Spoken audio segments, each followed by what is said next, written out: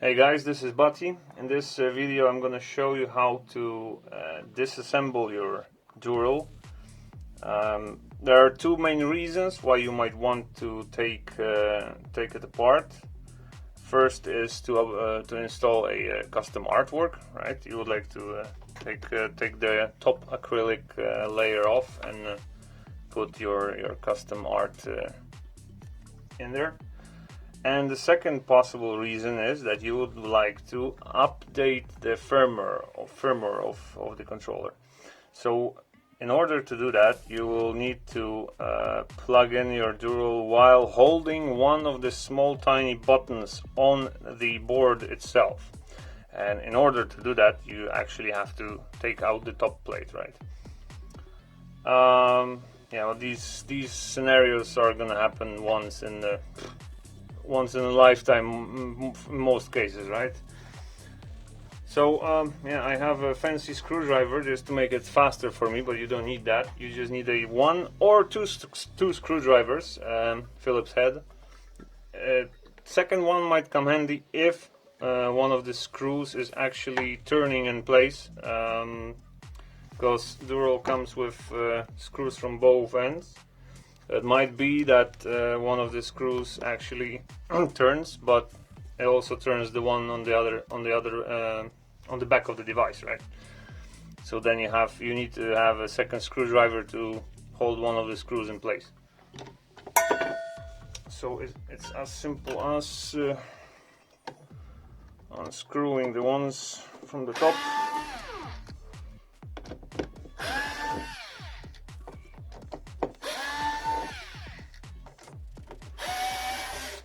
That one is turning.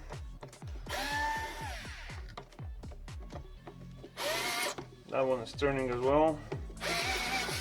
That one as well. That's pretty much normal. Yeah.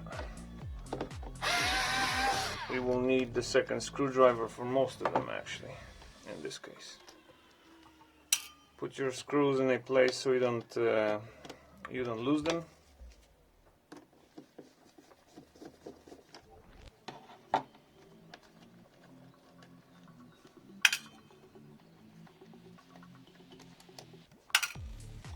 Alright, now for the other screws. I'm gonna put a screwdriver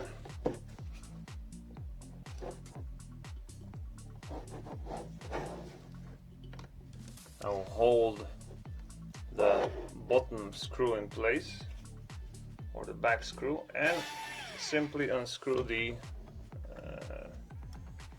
face screw, right? And repeat that with all other screws.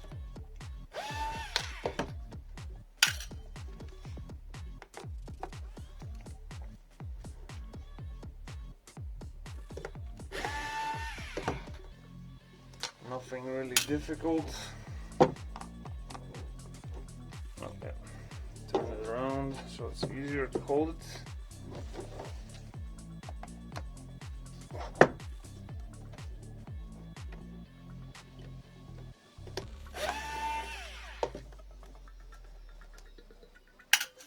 Might take a little while, right? A couple of minutes, but like I said, you will do that only once or twice in a lifetime, right? Most likely. There's not gonna be much reason to disassemble this controller. You have access to the buttons and to the switches from the top. You don't need to unscrew anything to take out buttons or switches. So actually unscrewing the enclosure is only needed when you want to put a custom art or update the firmware. Yeah, there we go. Now that the screws are out, you simply take it apart layer by layer, right? Let's put it aside.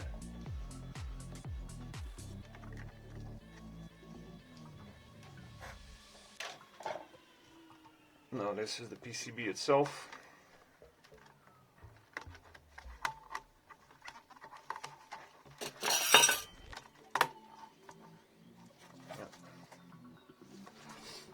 So that's the actual small button that you might need to press in order to update the firmware.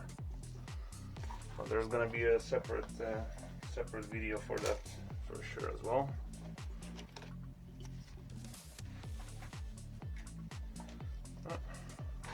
That's the last layer. If for any reason you actually need to disassemble it completely, you can do that as well. You can take out the threaded inserts here. Once your bottom layer is exposed, you don't have anything else on the top. You can hold the screw from the bottom and simply unscrew the threaded insert by hand. It's really hard to get focus while these acrylic plates are transparent. Keep your stuff together in a bowl or something like that so you don't lose it.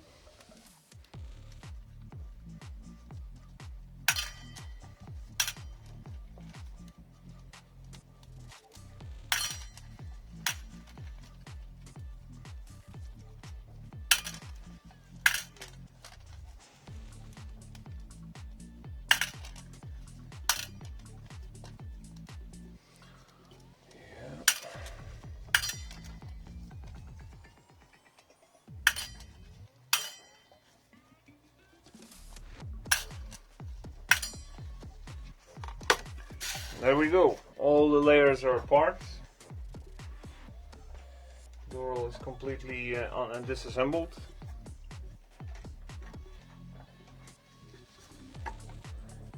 Yeah, now let's go other way around. I'll show you how to assemble it back together again, right? So the process is just the reverse, right? So there's no special instruction needed here. You just put the screws in and put the layers on top of the bottom layer. What I do is I hold it from the bottom and one by one put the screws in the bottom layer and hold them with the threaded insert, just like we undid that step when we were disassembling it. Now we do it again. We put all the threaded inserts on the screws separately, just to make sure they don't come out.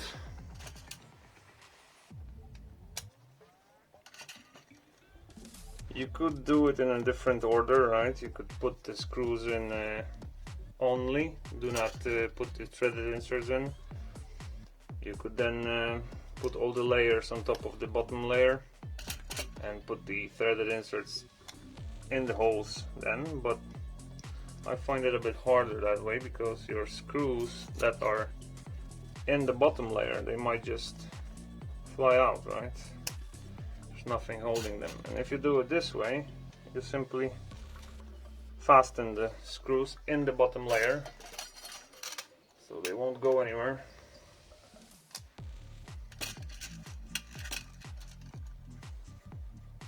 This is really a simple process as well, but it's a bit time consuming, right? Because there are 10 screws.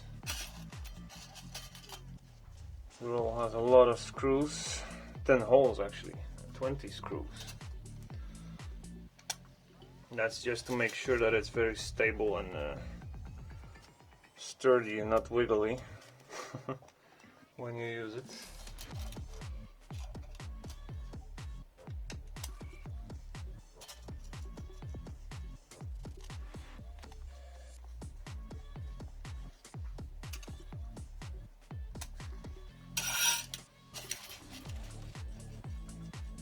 The last one.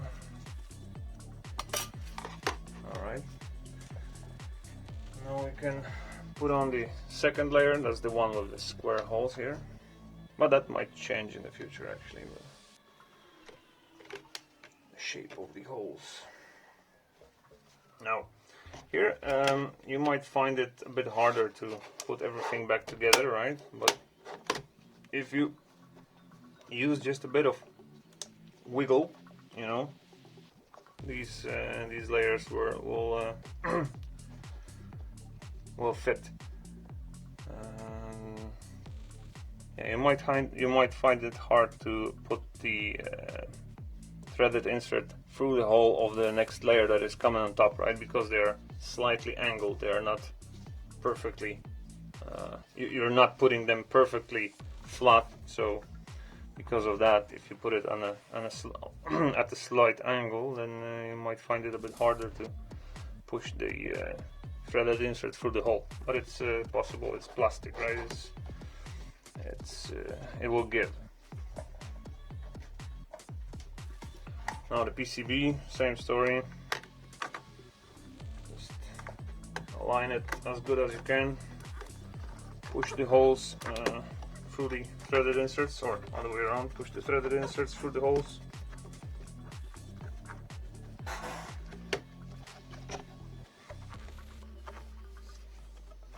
If one of them feels really too tight, it doesn't go, you can try to unscrew it slightly.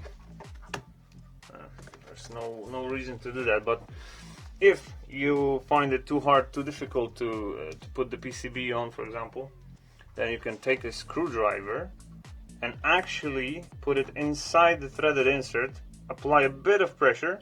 If you hold it, then you will see it actually unscrews. So even though there is no Phillips head on it, if you push it in and turn, you will actually unscrew it slightly. And the more you unscrew it, the more loose it will become. You can then wiggle it a bit so it fits the hole. In my case, that was not really necessary. So let's go. Let's move on. Yeah, and during this process, if you're assembling it back together again, you really want to make sure that you remove all the dust and particles and whatnot that got on your layers, right? So you keep it as clean as possible.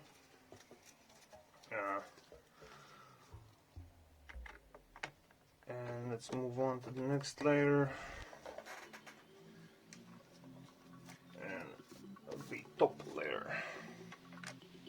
It's a really simple process, actually. Now we take our screws. I like to start from the corners, right? Start with the corners. I'll put one screw in. Don't use a lot of force in here. Just screw them in that they're stiff, but not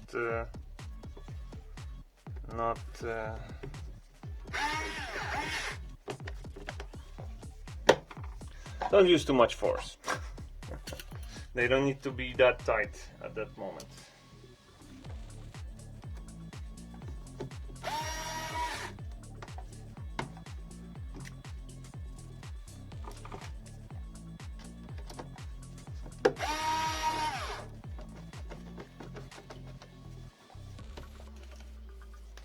So you might find that some of these screws, while fastening them, while placing them in, they also turn freely, and they're not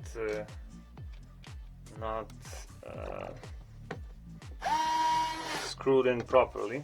That's not the problem. It might be that again the bottom screw is actually turning. That's why you cannot make it tight enough. Like here, it's just turning, you see. And now I'll have to put a screwdriver from the bottom end and tighten it from the front.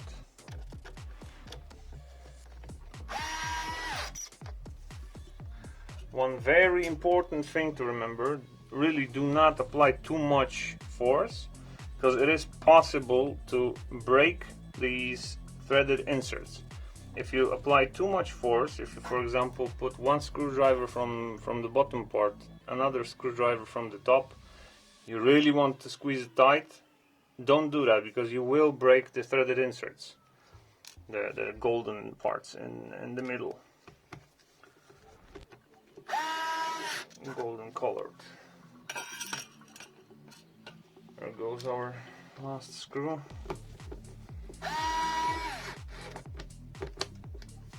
Yeah, now let's tighten it a bit. So again, I'm going to pull one screwdriver from the bottom end. You might actually want to grab a smaller screwdriver for this, one that's more comfortable to hold. Mine is a bit too big for this job. And tighten it from the front. You don't need to over tighten it, right? Just like I said, don't apply too much force. There's 10 screws or 10 holes in here. It won't go apart by itself. It doesn't have to be super tight.